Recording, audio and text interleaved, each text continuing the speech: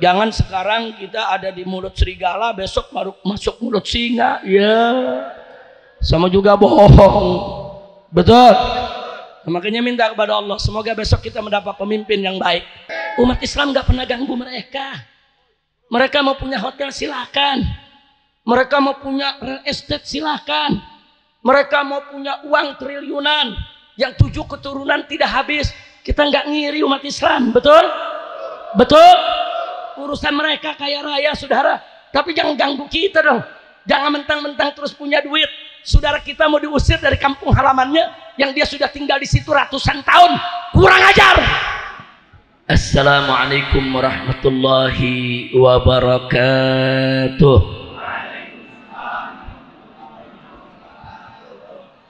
Bismillah. Walhamdulillah. Wassalatu wassalamu ala rasulillah wa ala alihi wa sahbihi wa mawalah. Ahibba'il kiram, usikum jami'a wa nafsi bi taqwallah wa bi ta'ati rasulillahi sallallahu alaihi wa alihi wa sahbihi wa sallam. Fanas'alullah subhanahu wa ta'ala ayyahdiyana ila siratikal mustaqim wa yaj'alana minal muttaqin wa yudkhilana jannatahu jannatan na'im bihaqqi sayyidil mursalin walhamdulillahi rabbil alamin. Taqabbalallahu minna wa minkum fataqabbal ya karim. Kepada para habaib, para alim ulama, para kiai, para ustadz, segenap tokoh masyarakat setempat, wabil khusus kepada segenap panitia penyelenggara yang telah bekerja keras untuk mensukseskan acara ini, yang telah mengorbankan tenaganya, pikirannya, hartanya. Semoga diberikan ganjaran berlipat ganda oleh Allah subhanahu wa ta'ala. Wabil khusus penghormatan ini kita sampaikan kepada sahibul majlis dari Majlis Al-Bahjah yang sama kita cintai, yaitu sahibul majlis Al-Habib Ahmad bin Mahbar Al-Attas hafidhahullah ta'ala wa ra'ah. Mudah-mudahan beliau beserta segenap keluarganya, khususnya ibundanya tercinta yaitu Ummul Lail, mudah-mudahan senantiasa diberikan oleh Allah panjang umur dalam taat dan ibadah, dalam sehat wal afiat, begitu juga semua keluarga besarnya, amin ya rabbal alamin. Hari ini saya lihat masya Allah banyak habib-habib muda kita yang hadir di sini. Ada Habib Bahar bin Sumaid, kemudian juga tadi kita lihat ada Habib Nabil Al-Gadri, ada Habib Hasan Al-Kaf, dan barusan juga Waladi Al-Mahbub Al-Habib Muhammad Hanif bin Abdurrahman Al-Attas yang telah menyampaikan ceramahnya. Saya tidak sebutkan lagi satu persatu semua nama habaib, tokoh, kiai yang hadir tanpa mengurangi sedikit pun penghormatan dan kecintaan kita kepada mereka. Mudah-mudahan semuanya kita doakan agar senantiasa dilindungi oleh Allah, diberkahi oleh Allah, diberikan kebahagiaan dari dunia hingga akhirat.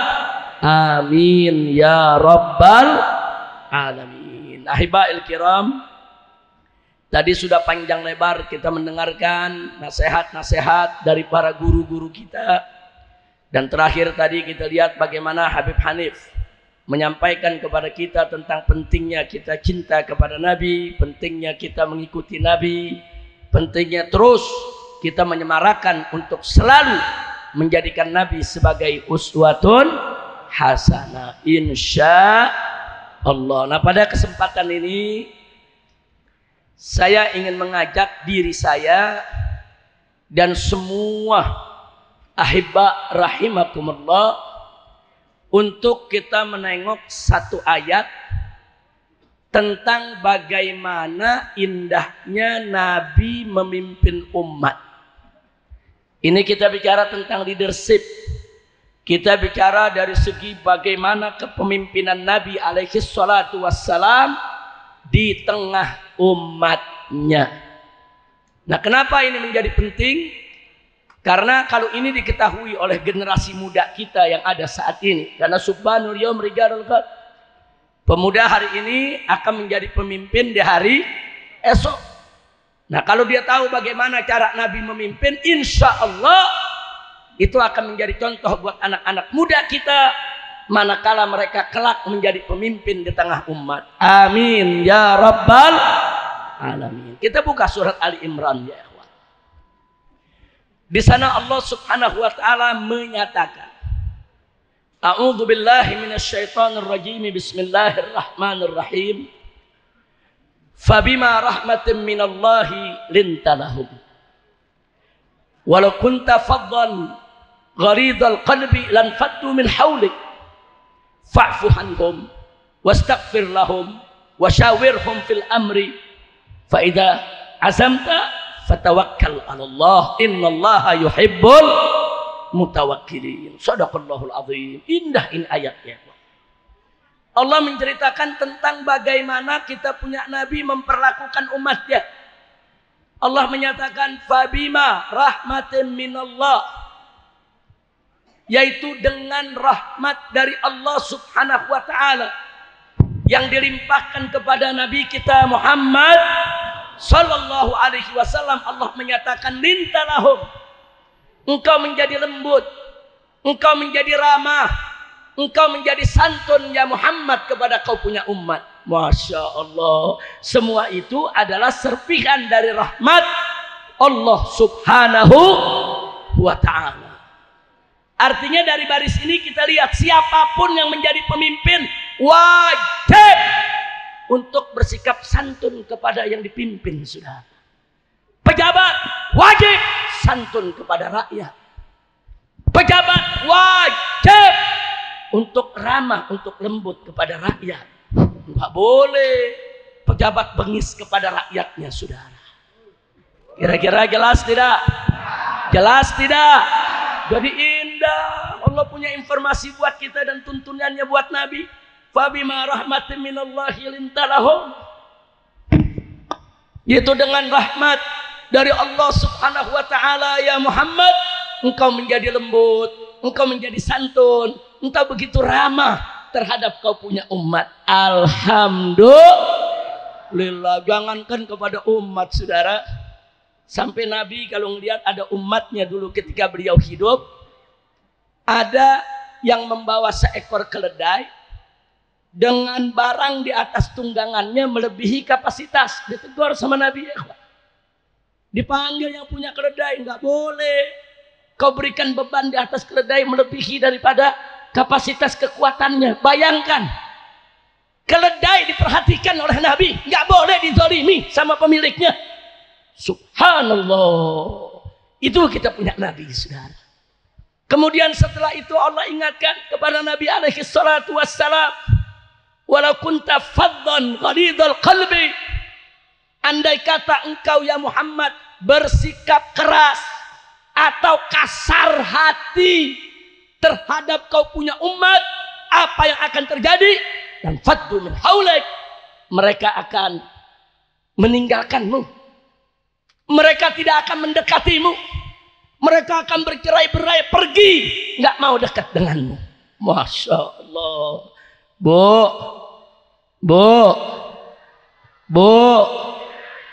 kalau ada pemimpin pejabat bengis, mau dekat?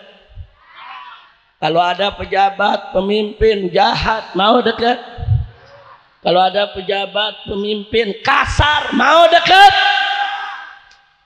Jadi Allah kasih tahu Nabi, dengan rahmat Allah, engkau itu santun, engkau itu lembut ya Muhammad. Sebab andai kata nggak ada rahmat Allah, kemudian Nabi bersikap kasar dan keras hati, maka niscaya umat akan meninggalkannya. Nggak sampai di situ, selanjutnya Allah nyatakan kepada Nabi, fa'fu anhum, maafkan mereka ya Muhammad. Artinya kalau kau punya umat, kau punya rakyat yang kau pimpin punya kesalahan, maafin. Bayangkan saudara, rakyat yang salah saja Allah ajarkan Nabi maafkan. Jangan kesalahan rakyat dijadikan alasan untuk menindas rakyat. Masya Allah. Kalau zaman sekarang kan enggak. Rakyat lupa pajak sedikit udah dikasarin. Betul. Lupa bayar listrik, mati listrik. Betul. Iya, rakyat banyak salah. Betul, Allah juga tahu kok umat Nabi banyak salah. Tapi Nabi dituntun oleh Allah, fa'fu anhum. Maafkan mereka. Selama kesalahan tersebut masih bisa ditolerir, selama umat itu masih bisa dibina, maafkan. Subhanallah. Jadi rakyat yang salah aja Nabi disuruh maafin, apalagi yang nggak salah, saudara. Ini di kita yang nggak salah aja digebuk, apalagi yang salah. Betul. Lu betul aja lu. Pengen gue ditangkap kali ya. Bu, kalau punya pejabat pemimpin yang lembut, enak gak? Yang santun, seneng gak?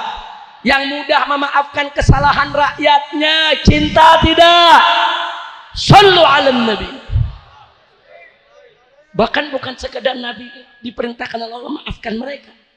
Setelah itu Allah nyatakan fa'fu anhum wastaghfir lahum. Artinya apa? Wastaghfir lahum. Muhammad, mohonkan kepada Allah pengampunan untuk kau punya umat. Bukan sekedar maafkan. Kalau umatmu banyak salah, banyak dosa, mohon kepada Allah agar Allah mengampuni mereka. Subhanallah. Dituntun tuh kita punya Nabi Allah. Bagaimana cara menjadi seorang pemimpin? Bagaimana cara menjadi seorang pejabat? Saudara, sikap lembut, santun, jangan kasar, jangan keras, gampang memaafkan, bahkan sering-sering mendoakan umatnya supaya diampuni oleh Allah. Saya mau tanya, akhlak Nabi indah tidak? Bagus tidak? Cinta sama Nabi? Betul. Sallu ala Nabi. Allahumma sholli wa sallim alaihi. Gak sampai di situ. Kemudian diajarkan lagi oleh Allah kepada Nabi. Setelah fa'fu anhum wastaghfir lahum wasyawirhum fil amri. Hei Rasulullah, wasyawirhum fil amri, ajak kau punya umat musyawarah dalam urusan mereka. Subhanallah. Rakyat diajak musyawarah. Oh, ada rakyat rumahnya mau digusur karena mau ada pelebaran jalan untuk kepentingan umum. Boleh, nggak apa-apa digusur, tapi ajak musyawarah. Bagaimana cara gusurnya? Di mana mau dipindahkannya? Berapa ganti untungnya? Sampai si rakyat ridho, saudara. Si rakyat ridho, pemerintahnya senang, jalankan penggusuran, saudara. Betul? Betul? Kalau mau merelokasi umat, mau dipindahkan, boleh. Bukan nggak boleh, saudara. Kalau ada kepentingan yang lebih utama, ada kepentingan yang lebih besar, silakan gusur umat, silakan pindahkan umat, tapi wajib wasyawirhum fil amri. Ajak mereka musyawarah, tanyakan mereka bagaimana kemauan mereka, bujuk sampai mereka ridho. Nggak boleh mereka disalimi, nggak boleh mereka ditindas, nggak boleh saudara mereka diperlakukan dengan tidak adil.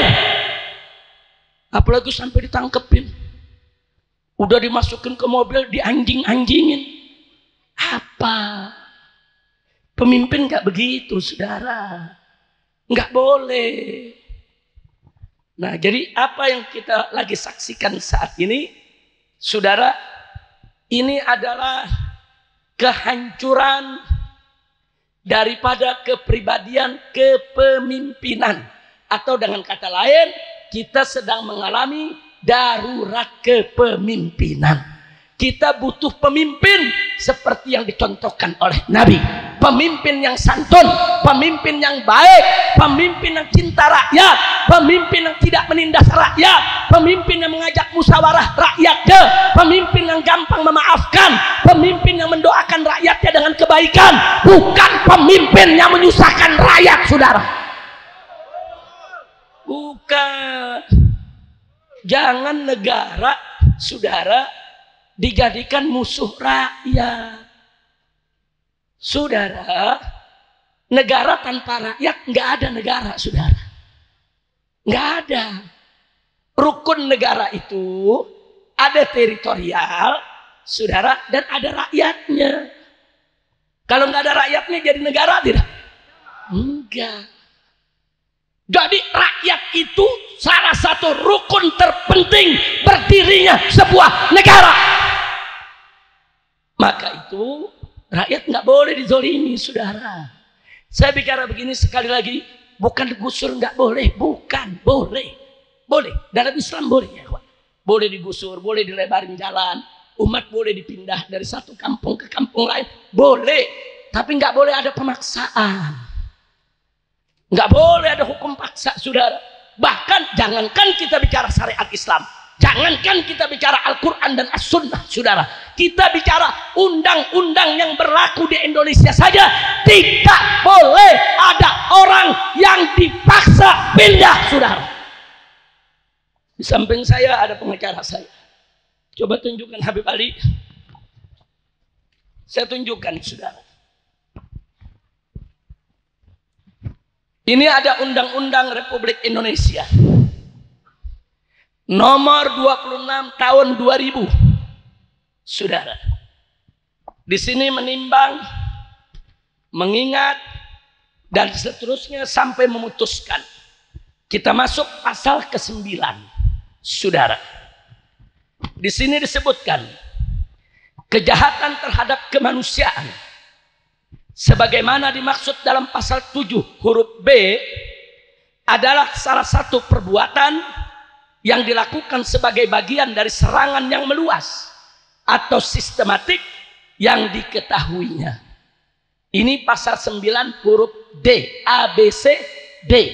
Saudara, selanjutnya bahwa serangan tersebut ditujukan secara langsung terhadap penduduk sipil. Jadi kalau ada serangan secara sistematis yang dilakukan oleh satu pihak, saudara, langsung diarahkan, ditargetkan kepada penduduk sipil. Berupa 1, pembunuhan, atau 2, pemusnahan, atau 3, perbudakan, atau yang keempat, pengusiran atau pemindahan penduduk secara paksa. Ada di sini, saudara. Artinya apa? Kalau ada pihak yang memaksa penduduk dipindah secara paksa, dia melakukan pelanggaran HAM berat, saudara. Ini undang-undangnya. Kalau kita mau bicara ayat Al-Quran, hadis Nabi, wah, udah nggak hitung soal keadilan, saudara. Ini kita bicara undang-undang, jangan mau kita dibodohi. Nggak boleh, tidak boleh siapapun, negara sekalipun, saudara. Mau presiden, mau menteri, mau jenderal yang manapun, nggak boleh mengusir seorang rakyat dari rumah tinggalnya dengan paksa. Haram. Dan ini pelanggaran HAM berat, saudara. Nah, jadi jangan negara ini selalu merasa benar kalau rakyat selalu dianggap salah. Apalagi, saya tunjukkan lagi, saudara, apalagi saudara-saudara kita di Barelang, saudara, Pulau Batam, kemudian Rempang, Galang, saudara, itu sudah ada keputusan wali kota Batam. Ini keputusannya, saudara. Keputusan wali kota Batam. Saya tunjukkan, saudara. Nomor KPTS titik 105 garis miring HK garis miring 3 Romawi garis miring 2004 tentang penetapan wilayah perkampungan tua di kota Batam. Isinya, saudara, di sini disebutkan nama-nama pulau. Di sini disebutkan nama kecamatan, kelurahan. Satu, ada di sini nama Batu Ampar dengan kelurahan Bengkong Harapas, Bukit Sinyum, Bengkong Laut, Batu Merah, dan seterusnya, saudara. Termasuk, saudara, kelurahan Rempang, saudara. Semua nama desa yang ditulis di sini, saudara, dinyatakan dilindungi, budayanya tidak boleh dirubah, tidak boleh diganggu, saudara. Ini keputusan Wali Kota Batam tahun 2004, baru kemarin. Dia dapat cagar budaya. Desa-desa itu disebut perkampungan tua. Kenapa disebut perkampungan tua? Itu perkampungan bersejarah bagi masyarakat Melayu, saudara. Terakhir saya baca buku sejarah masyarakat Melayu, saudara. Kalau kemarin saya masih dapat informasi di Rempang dan sekitarnya masyarakat tinggal di situ tahun 1800-an. Ternyata masyarakat sudah tinggal di situ dari tahun 1700-an. 1720 mereka mulai masuk ke pulau-pulau tersebut. Kenapa? Karena diperintahkan oleh Raja Ali Haji. Raja Ali Haji ini seorang sastrawan Melayu dan dia seorang raja, saudara. Itu rakyat disebar di beberapa pulau dari tahun 1720 untuk apa? Menjadi benteng. Jangan sampai ada kapal-kapal asing masuk, saudara. Begitu tahun 1780, betul, tentara Belanda masuk, saudara. Perang bertempur, orang-orang yang tinggal di pulau tersebutlah termasuk kakek moyangnya warga Rempang. Mereka yang perang, mereka yang melawan Belanda, dan akhirnya mereka mendapatkan kemenangan, saudara. Terus sekarang anak cucunya mau diusir. Dari mana ceritanya? Terus mau dikasih sama orang yang namanya Tommy Winata.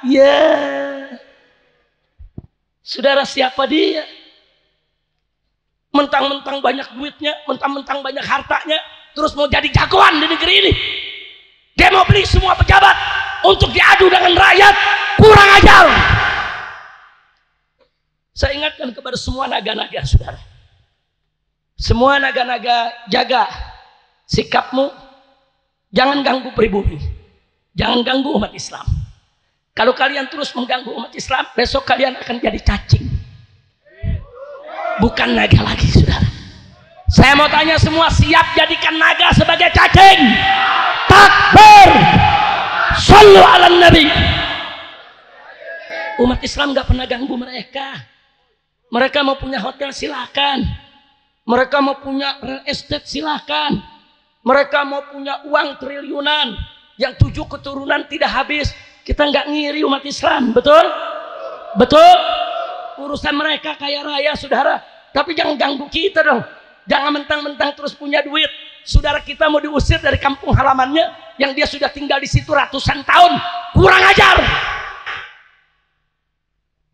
Nah, jadi saudara, sengaja saya bawakan tadi bagaimana cara Nabi memimpin. Saya ingin ingatkan semua pemimpin Indonesia. Kalian kan muslim. Contoh dong nabinya. Ajak dong musyawarah rakyatnya. Santun dong kepada rakyat. Jangan caci maki rakyat. Jangan bohongi rakyat. Jangan tipu rakyat. Jangan tindas rakyat. Jangan zalimi rakyat.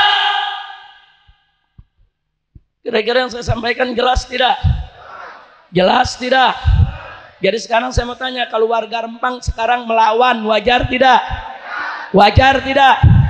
Wajar tidak? Wajar, saudara. Tahu-tahu begitu mereka melawan, mereka disebut penjahat. Yang penjahat bukan mereka, lu yang jadi penjahat. Yang ngusir masyarakat yang penjahat, betul?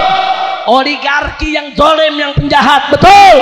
Oligarki busuk yang penjahat, betul? Takbir. Tadi pagi saya sempat kaget, saudara. Saya dengar kabar dari kawan-kawan di Batam dan Riau bahwa Ustadz Abdus Somad yang kita cintai, UAS, mendapat panggilan polisi. Kita kaget, saudara.